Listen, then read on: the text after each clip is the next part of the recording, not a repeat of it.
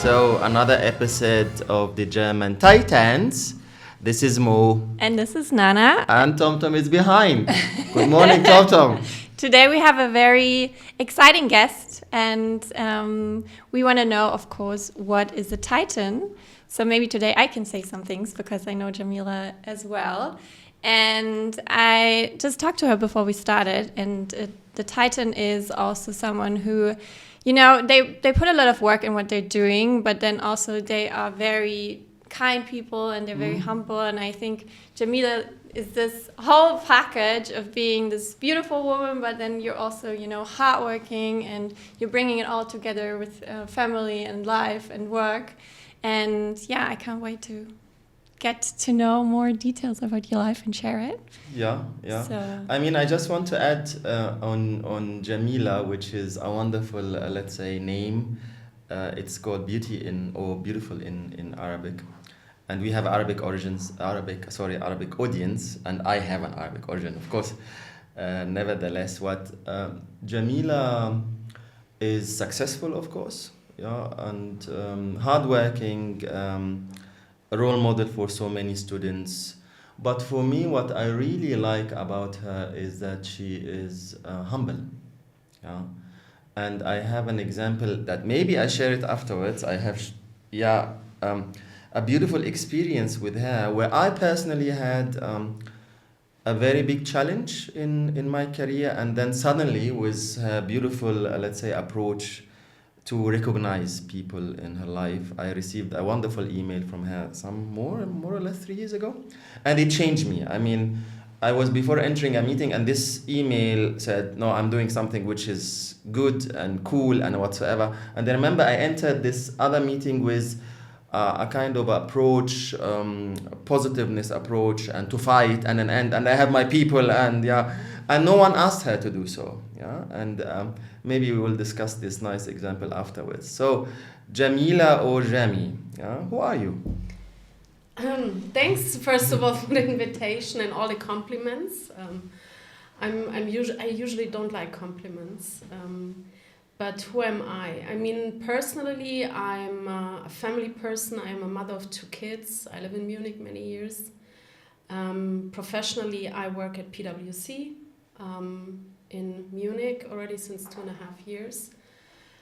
And I think I can't separate what I'm in my personal life and my professional life, because I think I'm in both situations the same person. I'm a very humble person, down to earth. It's important for me. When I do things, I do it with quality and passion in my heart. It's about my family, but also in the workplace. I stay true to myself throughout my career, even though sometimes, you know, the path I went on wasn't always clear and direct. It was up and down, but staying true to myself was always a one priority for me.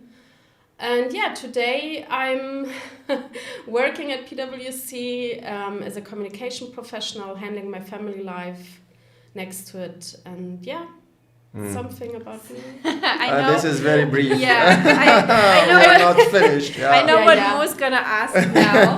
It's always the second question in the interviews is, who's Jami at 8 years? Yeah? Well, you're at 8 years. Yeah.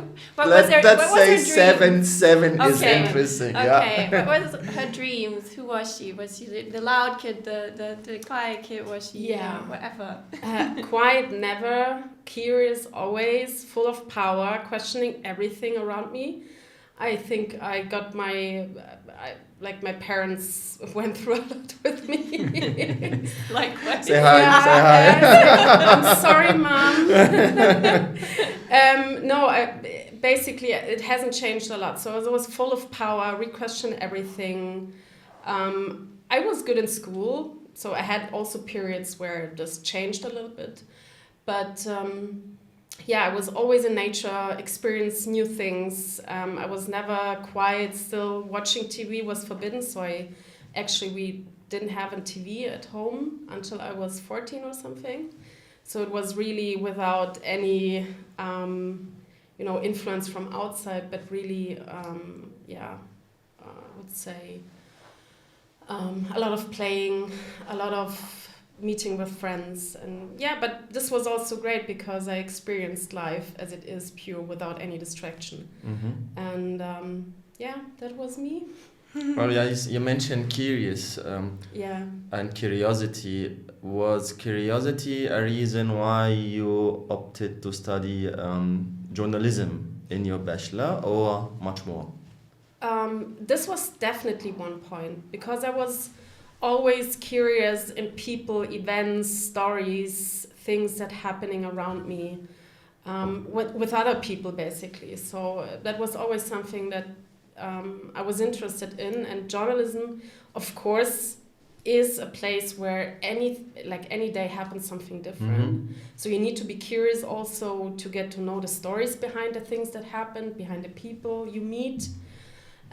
So this was one thing, and the second thing was my creativity. So I love to create new things. I have so many ideas of bringing boring things to life. That was the second thing, and the third thing I think was that's I always look for something with purpose. So I'm someone who likes to do things that somehow may have a good impact on whatever it is. It doesn't need to be on society, right? But even small things. And I had thought, okay, as a journalist, you have the opportunity and the possibility to change things. You can, you know, if a politician do something bad, you can report about it and tell people and so on.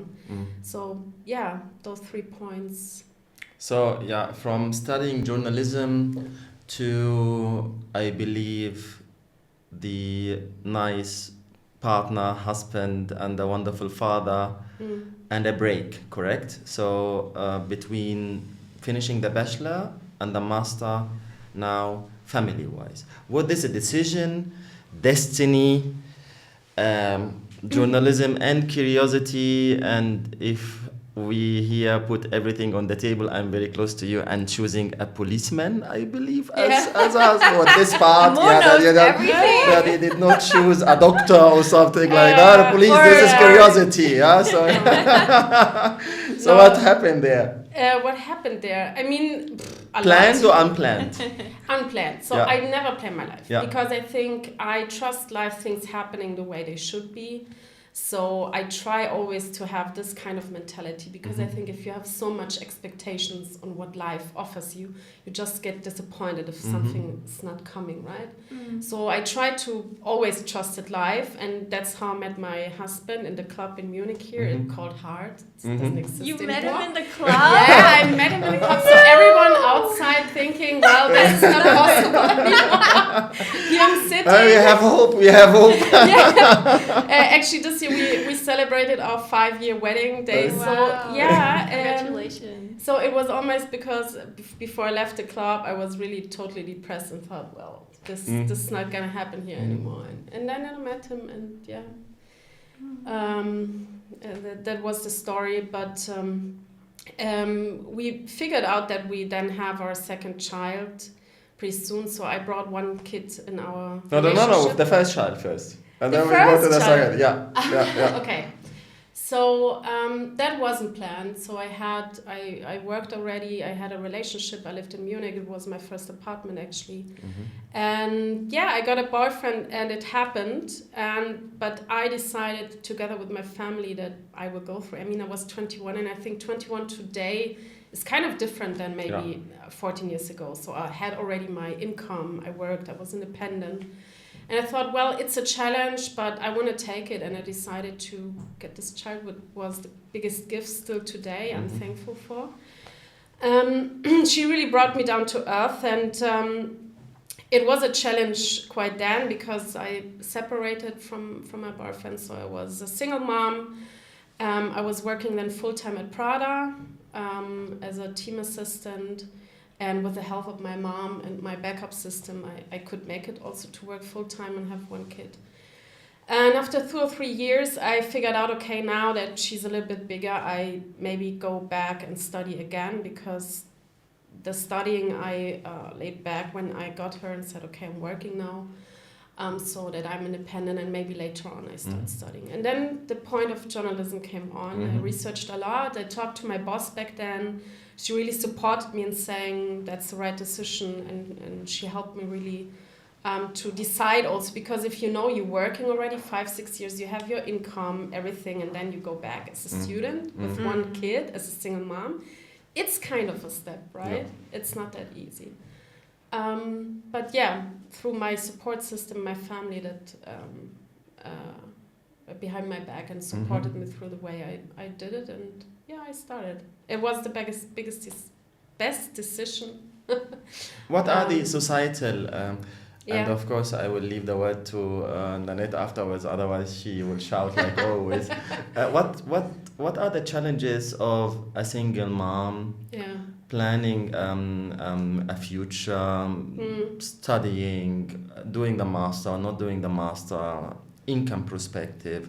What are these obstacles that so many are facing nowadays? You know? Is it something that you would say, please go for it? Or you say, okay, I'm lucky because of my family, or something that you say, okay, without my family, I would never have done it. That not all families are supportive. Yeah. What are these challenges that one may face being a single mom? So I think they come from multiple points. So first of all, it's like the lack of support system from governance. So it's pretty hard to get a place for your daughter to stay in, like kindergarten, kita, and so forth. So this is very hard. And the second thing is also, if you go and work full-time, you have to pay the same taxes as everyone else. Even though you're a single mom, I mean, you know, it's kind of the second thing. So it's from the state support system, it's not pretty good. And the second thing, of course, is you need to prioritize your daughter and the time with her, but also find time to work, and also find time to study, and also find time to make your household, and also find time to meet your friends, and like all of this together, bringing all this so that no one suffers or no one lacks of something you cannot fulfill in your position is very challenging. But nevertheless, even though if people don't have like huge support system, I think it's possible. You just need to plan it very good, and you just stop judging yourself if something doesn't work out. So it's not possible to be 100% mom all the time. There are times I was a 20% mom and 80% student, and this time like my mom or someone took care of this role. But you need to stop expecting yourself to be in everything 1000%. It's not possible. So coming with, you know, it's fine if one day I don't have that much energy to play with my daughter, or it's okay not to come to every kindergarten fest because I have an important meeting that I need to attend to. And, you know, this is, I think, very important. But still, I would always encourage people or women, you know, that even as a single mom, if you want to reach something and you have it in mind, go for it. I think there are ways, you need to just figure them out how they look like, right? Yeah, and it's also a thing that we briefly talked about before, the expectations that you get from outside, and the way you're being viewed as a person that has a baby with her boyfriend, and then they separate, and then you're not giving up, right? And then people will judge you probably on what you're doing and how you do it, and you can never do it right. And the one thing that I'm learning from people around me is that you're always being judged in some way, and then I think it's such a brave step or development to say, okay, I'm not judging myself first of all, and I'm doing this, and then in the end you're a role model. But I guess it's a hard way. Maybe you have some examples on how it went, how people viewed you or something. Yeah, and it's funny because until today I'm getting judged. Like if people ask me how old is your daughter, I'm like 13 years old. She was like, what? Are you a teeny mom? I'm like, yeah, I was young, 21, but for my age I had already a certain experience in my life. I was independent, so what's the problem? Like I'm never judging anyone above 40 getting a kid. So, but I see that young women, especially if they decide to get mothers, are getting judged still today, and this happens a lot of times. Yeah. So I'm never getting to hear, well, great that you're a young mother and you made everything like you are today. Yeah. It's the other way around, actually. Yeah. But again, I really don't care. I'm happy, and actually I'm super proud having now those 2 daughters, while others in my age starting to get children, and I'm like now sitting Settled. back and relaxing and looking, because all of this is already. Okay. Yeah, I have one more question regarding this, because also what people tell me a lot, I'm in a bit of a different situation in my career, that when you have a child, like your career is over. This is still like a stigma that we have, where I'm like, I don't even think about this. I'm like, no. Or it's the end. Yeah. Yes, Okay. Now it's like the end. it's final. I cannot do anything. I cannot travel. I cannot study. I cannot work. I cannot. Yeah. Even for men. Yeah. I see it in my circles. I don't have kids yet. Yeah. Of course, planned. Nevertheless, I see it. Yeah, first kid is coming, and then okay, I'm done. I'm finished. Yeah. So I don't know why I did it. Was it better not to do it? And even although the biological perspective is completely different. Yeah. But the mental approach of dealing with having kids is really shocking nowadays. Maybe the society is getting much more unpredictable. There are no stable jobs, so I cannot say that I am happy and I can guarantee that my salary is going to be guaranteed for the upcoming 5 years. I don't know. I have to pressure, I have to push, I have to diversify my income. I have. You are very good in this. Nevertheless, it is challenging. It's not like even 10 years ago. Things are completely changing. Yeah. So the mental perspective of dealing with the idea of having a family or having kids is more or less the same. The biological perspective is absolutely different, but the mental perspective is more or less, maybe much more challenging in men in the actual, let's say, time of our society. Yeah. So. But what I want to add to this, that and that's something that media shapes a lot. So whenever I read something about getting children, it's always on a negative side. So I think also society and media, like, they bring up this perspective that it's all about how do you deal with it? Is your job safe? Can you get your career? But I think people forget it's also for a beautiful addition in your life, and kids may change your whole perspective of life. So I think I would wish to have rather positive aspects sometimes, because I think also young people are like more and more afraid because the side of how kids are shown in media and in the public discussion is, I feel, from my perspective, pretty negative. So yeah, that's why we have you. I mean, you are the complete example for our audience, just to understand. You at the moment, young, beautiful, successful, 2 kids, bachelor and master. Yeah. So what do you mean more? PwC. Coming back to your career. So you mentioned you worked at Prada. How come? Yeah, anything which is fashion. Oh, tell me about fashion. I just want. When you mention Prada, I say, why did you mention this in front of Nanette? But nevertheless, I still have many bags. Anything which is fashion. Oh, tell me more. Let's close here and talk after. I have to make this right, because we talked about journalism, and then it was Prada, so there was a gap. It's fine. Yeah. So I started when I was young, after my Abitur, and I started working.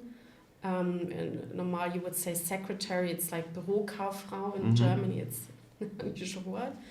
Many years, and then I saw this position on Prada, and I thought, well, fashion, I like it, so I applied and I started to work there.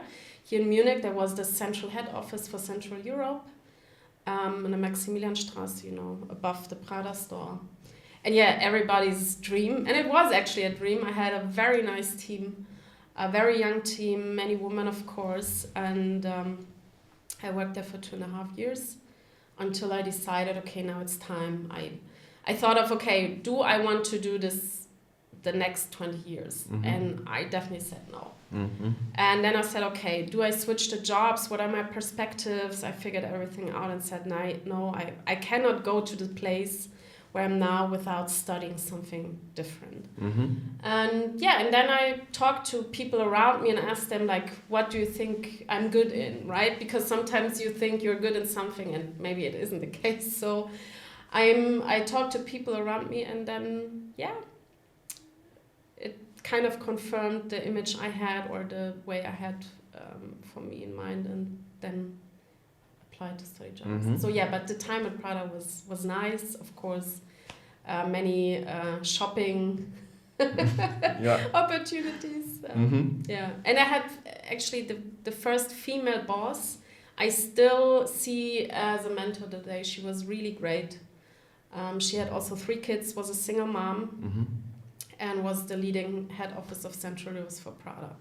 So she was probably the first woman I saw in this huge position as a mother and a single mom. Yeah, it's interesting, right, that we still have this viewpoint today, because there's not that many role models. When it comes to genders, it's mostly men in like very high C-level positions. And then I do have it as well. I have like these certain women in my life that have guided me, just because I'm like, wow, I can see someone who's also a woman, which seems kind of absurd to me at this point.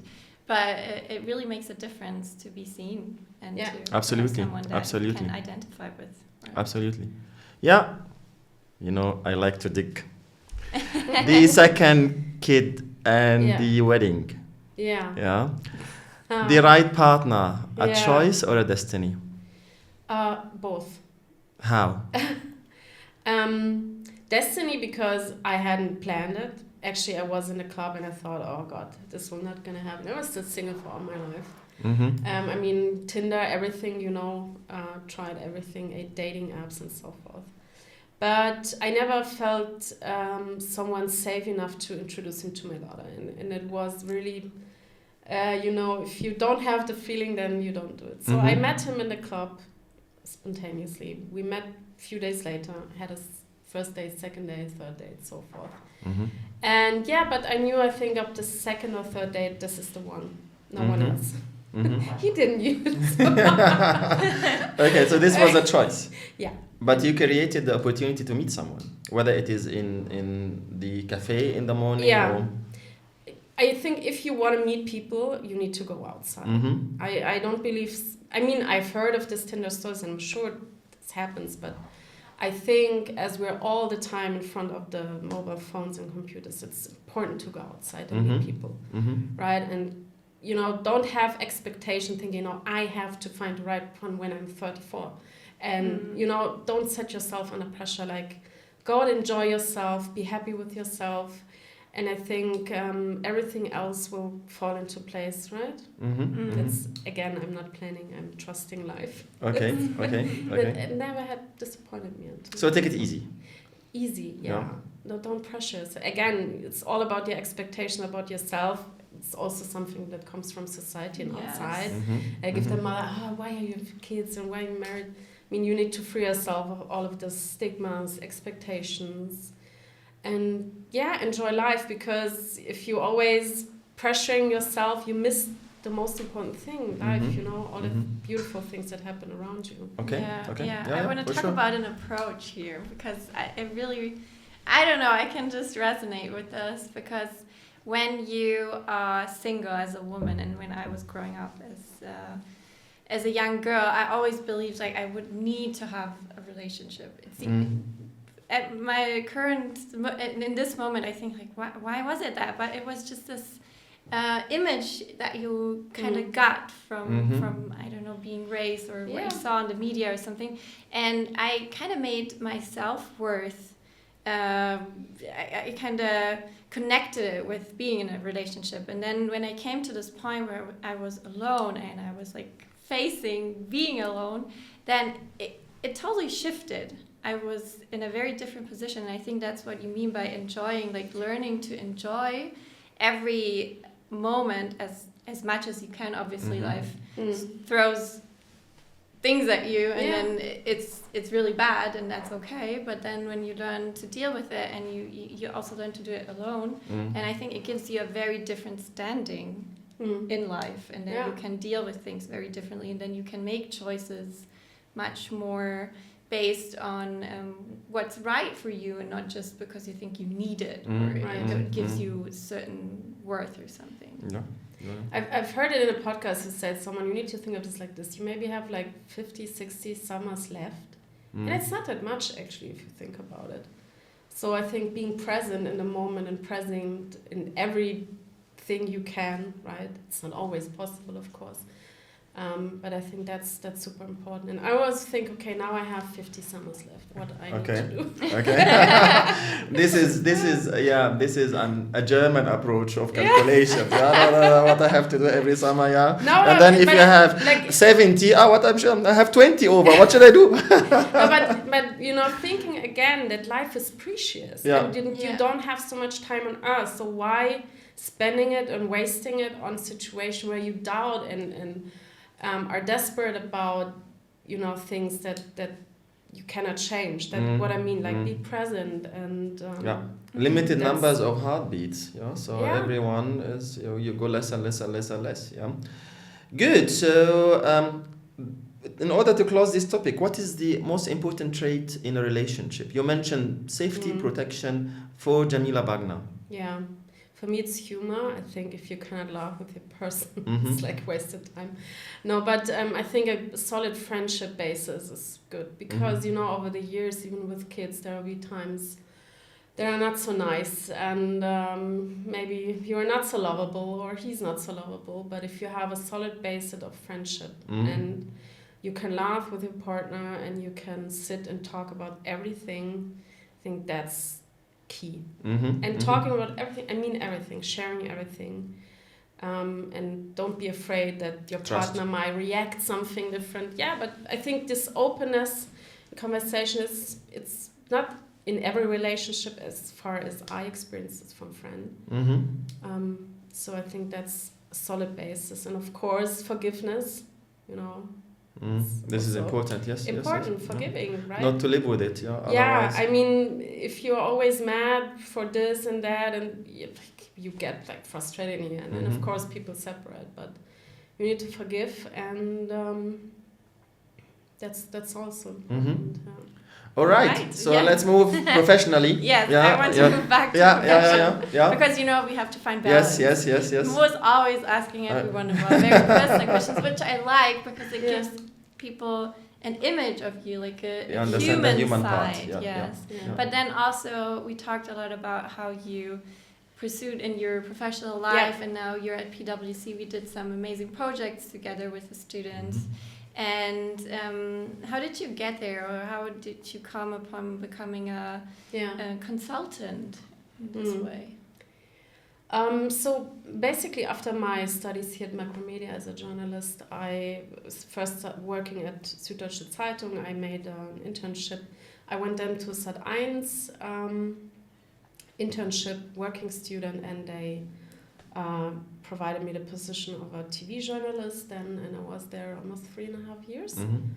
Reporting news, daily news. It was also the time around COVID. So, and I figured out after 1 year already, okay, I want to do my master's. And I chose Macromedia because I knew already the profession, the professional part here, the professors, and I found a study program that excited me also in English, so again trying something new. And I did my master's, and I think there were 2 reasons why I decided to switch. First of all, it was this COVID time. It was pretty hard as a journalist, right? So people were really offending you when you're outside. They were like shouting at you. It was ugly. And also the working conditions. I remember we were the first people, was the first testing station at Corona in Munich. You know, you came there and nobody knew what's happening and you were afraid. Like, it was really a hard time. And next to, as a journalist, you really need to love the profession because it's not paid that well, right? So the conditions of the journalism area was one reason. And the second thing was when I started doing my master's, I experienced like all those other topics around communication, digital transformation, and what's happening in social media and all the new communication professions that evolve out of this transition, digital transition. So I figured out that this is a lot of fun, and I was really excited during my studies. I had the most amazing fun. If you ask me now, I would do it again, my master's, directly. And so those two reasons, experience something new, and the conditions in journalism made me rethink my profession. And I knew a friend of mine, she worked at PwC in a digital transformation team, and she told me that they are looking for someone in communications, and I applied, and now 2.5 years later, I'm still there. I do remember knowing you as a bachelor student in journalism, and I first, if you remember, yes, sometimes I remember things from 70 years ago, and sometimes I don't remember anything which happened today in the morning. But nevertheless, I do remember I was freshly appointed in a leadership position, and there was a group of journalism students complaining. I met the nice group of students complaining, and Jamila was the spokesperson. And we have a problem here, we have a problem there, it need to be solved immediately. And of course, I worked on it. I think we had everything sorted out. And I know her that she is very attentive to the details, and she never leaves anything like, okay, let's cover things and make them work and whatsoever. And then I saw her as a master's student, and I said, oops, everything should be perfect here. Otherwise, Jamila is in this cohort, so things should be. And it is challenging, of course, having character or a way of thinking of students like Jamila. However, what I recognize all the time in her way of thinking is recognizing mentors, and recognizing the role of anyone who is giving or contributing with anything positive in her life. What do you think about the role of mentors and networking? And I have a nice, maybe I retrieved this nice email. I wanted to say that maybe we can come back to the email, but first we can go into this. Back to the email. You want? No. Let's go to the mentor question first, and then we can make a bridge. I think mentors and networking is super important. Like, network is important because you never know who you're going to meet, and you meet them again in the second place, and maybe you need help of them or him or her, or also you get new chances through these connections, but also giving back. So a network is not like just here, but it's about giving others your capabilities, your knowledge, and maybe sometime they receiving something back, right? So I would always suggest, whenever you start a new job or whenever you are in a university, try to build your network out of different people. Of course, with honesty, or like not having in mind, I need them maybe, out of because you want it. To flatter. But it's always important. Mentors are super important. Mentors and sponsors as well. People who, like, first of all, people who guide you somehow and can give you an advice, but also if you are looking at a professional place, it's important to have someone who speaks for you at table you're not sitting in. That's something I learned from public speaker Carla Harris. You can look her up. I love her. But as I'm now in a professional environment, it's super important, right? For your promotion, for all this stuff, it's important to have sponsors around you, people who speak up to you. And on the other hand, have mentors who kind of guide you through the way. And if you don't find mentors around you, there are a million mentors on the internet, right? You have so many inspirational people you can look up to and seek how they made it through their careers. So it's always important to look out for this, definitely. And I think also when you think about someone is at the beginning of their career, they just start to build a network. It's so important to to just start and to Yeah. you know, have your LinkedIn account, to maybe go to some networking events, to talk to people. Especially, we say this so much to our students. We have a network. The university, this is one of the Yeah. greatest things about going to Macromedia, is that you can have these practical projects and you can actually have an internship, or you know, just a connection. And that's also, I think, how you got to know each other. Yeah, Coming back yeah. to the email, Yeah.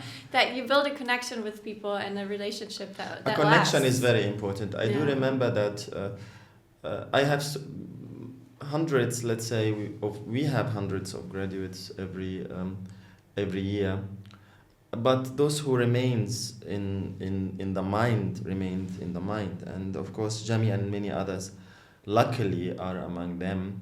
However, it's very important to know, because to understand that it is not a relationship which is finished when you hand in the certificate and then you say bye and that's it. Yeah. So, and this is what I really appreciated about Jamila. Yeah. So she got her super position. She did not say, okay, that's a level of my life. Now I have to focus in working in one of the big four.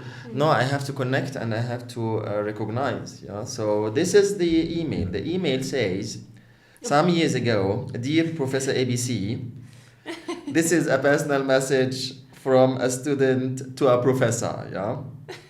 Then the critical part. Yeah.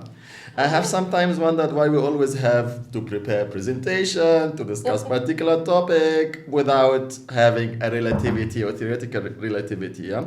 Until yesterday, I got the second round application process in one of the big four. And then she is explaining the application. She is saying, okay, without, let's say, this professional preparation, she wouldn't have been prepared. Yeah? And this is what I like. The last sentence she is saying, let me help others. So giving, yeah. If someone is wondering why this is a didactical approach of looking to things, I can help. And she helped afterwards. So this is the thing. I mean, she came back to me with some projects. You worked as well with some project with her. And this is what I hear. I hear that she's all the time helping students or graduates just to enter into one of the big four. And speaking of the big four, how was the first day? The first day. I mean, more exciting was the phase before, The acceptance, yeah. The acceptance. And the first day was pretty unspectacular because we had all, welcome day all online. This was previous after COVID. Of course, I was super excited. Am I getting all the expectation met? And first, you posted on LinkedIn. I saw this post on. It was Hackerbook or Donnersberg? No, it was in Berlin actually. Okay. Yeah. Because also the first day was the welcome day, and then I think on the second day they invited me to Berlin because the team met there for an event. And I traveled to Berlin. And of course I was super nervous. I prepared an introduction for myself weeks before. And I spoke it in front of the mirror 100 times. So I was sitting there and introducing myself, and everyone was sitting. I'm a preparer.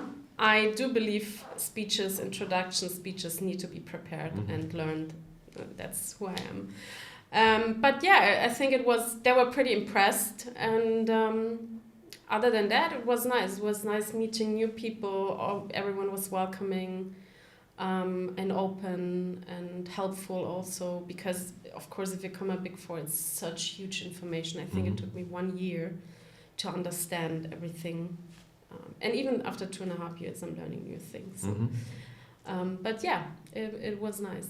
So this is the choice. Would you promote where you work, with the place where you work in now, as a working place for other one, and why? I think I see that you are a very good promoter of PwC, which is Yeah, I mean, PwC is a huge company, and it offers so many perspectives and opportunities, different work styles, different work topics. So basically, it's not only for me in one firm, but it's like different firms in just one corporation. And I think this is amazing because whenever, I started in a small digital transformation team, now I'm in assurance all team. So even I changed since I'm there.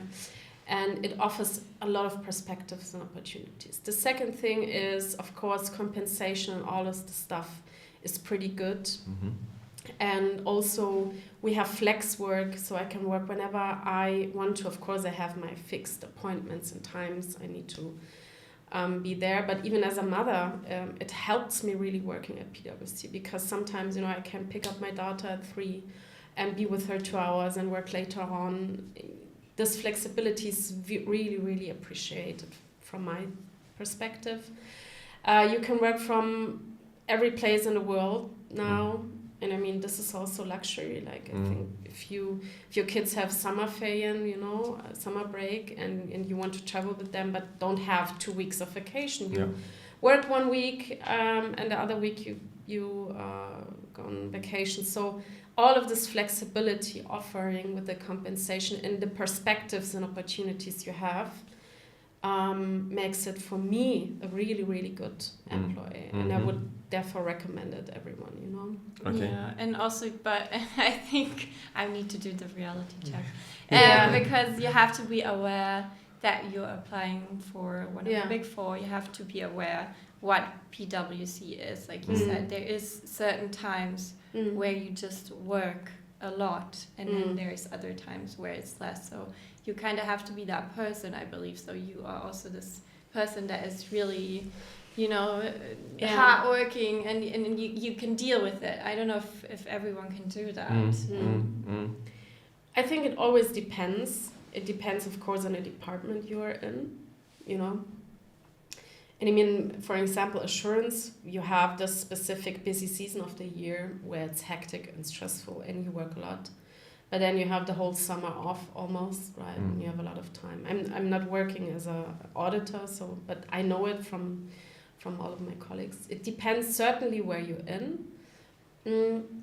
But of course, you have to do your best and you have to sometimes work hard and to reach something. But I think if you want to have a career and you want to get promoted or you want to get to a certain position, you need to also sometimes, put yourself together, work a little bit harder. But I think that's not only, it has to do something with PwC, in every company.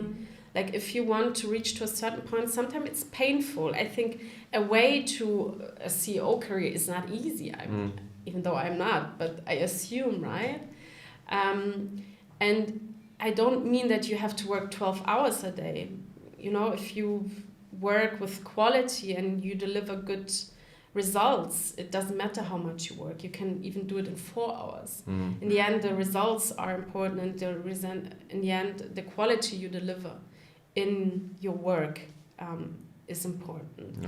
And it doesn't have to do a lot with long working hours. I decided for myself I can handle it, but there are also people who work there 40 hours a week, right? No one is judging them. That's their decision. Mine is to work to deliver good quality outcomes, and sometimes it requires to work 1 hour more. I mean, we talked about it because we had a project together when it comes to the image of the auditor profession, and it's again a perception that society has, or that you kind of you have stereotypes like you have everywhere. But again, what you said, and it really stuck to my mind, was, of course, you have to have a certain mindset of knowing what you're going to put yourself into. And then you also have to figure out if you're that person. But I always believe it's worth trying and also evolving, because I think when you have the right mindset, the right environment, the right mentors, as you said, you can really grow as a person. And maybe you don't believe in yourself that much in the beginning, or you don't think you can handle it, but then you grow as you do it. So that's what I believe in, that you always learn more and you evolve, and then you make yourself comfortable in what you have, right? It's just life and the situations that you're in. So Yeah, and I mean, if you don't feel it anymore, if you feel, okay, that's too much for me, and then, of course, you should definitely make a break and say, okay, then talk to your supervisors. And, you know, I think it's also about self-controlling, saying no, and reflecting on yourself, what it's okay, where are your boundaries, and setting them also, you know.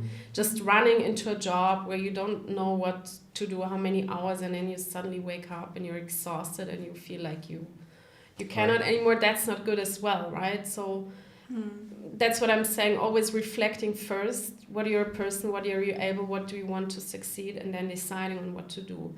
But again, going somewhere, having a career and thinking you can do this with like 20 hours a week, that's, I think, not possible. Not relevant. No. It's a matter of mental health also that you just touched, right? Because when you're not prepared, or maybe you don't really know what where you're going or what you're putting yourself into, you can get really exhausted and burnt out, and this is a huge thing in today's society, that people expect too much from themselves maybe, or they can't really talk about issues they have or changes in their lives, and it's a very sensitive topic to talk about. So I think it's still something that many people are afraid of sharing, and especially in Germany, again, we're very performance driven. Everyone wants to be perfect, doesn't want to fail, and then this is seen as some sort of failure still, which I believe needs to change. So this is my opinion. I don't know what you think, but from my perspective, people really need to learn to communicate when there's a border, or they have changes in their personal lives, whatever. No, I totally agree. I mean, I had the situation as well where I figured out, okay, it's too much with the kids, too much work. Like, I cannot work 10 hours and then with kids, or even 8 hours and like do the full kids thing. It doesn't work. So I needed to figure that out, despite the comments of some family members. Why are you not attending here, and why are you not doing this? You need to like free yourself and say, okay, this month I cannot be 100% mom. I will be a 10% mom, because the moment work, it's there for me. But then I go to my kids and say, you know what, I cannot bring you to bed this week. Please, I'm sorry, I have to prioritize my work. Next week we're doing something together. I communicate with my kids and tell them, right? So they understand, okay, it's not because of them, or I don't want, I'm not interested, I don't have the capabilities.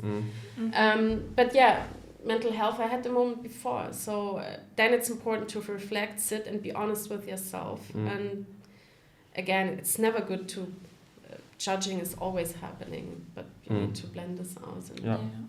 And I like this image of, I don't know, everyone deals with things differently, but you have like from 0 to 100%, and then people are judging themselves because they say, okay, I can only give 10%, but when you're giving the 10%, you're giving 100% because you are doing what you can in this moment, and you're aware of it even, to say, okay, this is what I can give now, and then I'll make up to it. And, I mean, next week is so close. Most people are like... I mean, there are so many different approaches of looking to the thing. Whether the 10% I am doing what I have to do, but maybe you are doing the 10% in a 100% perspective. I am delayed about a particular thing, and I am running out of time, but you are in the same time thinking about what you want to deliver. So you are working on it. You are a little bit using the time in a much more different perspective, but you are not starting, I don't know, one day before to deliver a project, but you started 1 week and you are really brainstorming about what to deliver. Yes, the outcome came all together maybe in the last 10% of the remaining time, but you were thinking about it. So it is relative how everyone is looking to it. But you, Jami, you mentioned planning. How important is planning, and when planning is essential, and when you can say, okay, I go with the flow? Are you now going with the flow? I mean, you are in a super prestigious company, Big Four, nice benefits. So you say, okay, what will happen is going to happen, or you say, okay, in 5 years I want to have 1, 2, 3, 4. I'm planning a certain amount. I think, first of all, promotion in the way is not something you can plan. You reach because of the work you do and the excellence you deliver. And the second is, of course, it's important to have some kind of goal in mind, because then just you go nowhere. Now that I'm there, I have an idea where I want to be in 2 years. In 5 years, it's like too long, because I can change a lot until then. But 2 years time, I have a plan, and but the plan consists mostly of delivering good outcomes, being there, helpful for my team colleagues. I think those small things I do already help me to reach the goal I have. So it's not the way I'm not planning it, but I have a goal in mind, and I'm working continuously towards it. Right. Cool. We look forward to have you again in not 5, in 2 years. Yeah. And maybe we have a flashback at this moment and see what have changed in the life of the wonderful Jamila. Yeah. So I think we're good. Thank you for honoring us. Thank you for sharing parts of your thoughts, part of your personal experience. You light up the way to students or younger generation who sometimes come and say, okay, I'm confused. Am I doing it right? I have a problem and my life is finished. You faced many obstacles. You weaved everything into a success. You did not blame anything or anyone for a specific situation. You reframed it in a way that push.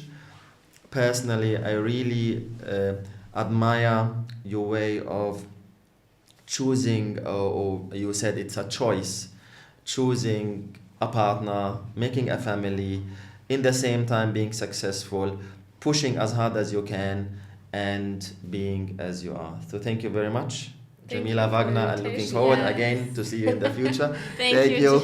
Thank you, Jamila. I can Nanette, thank you, Nanette. Otherwise, why you did not say thank you, Nanette? And of course, thank you, Nanette. Okay, I wanted to say something. Yeah. Okay.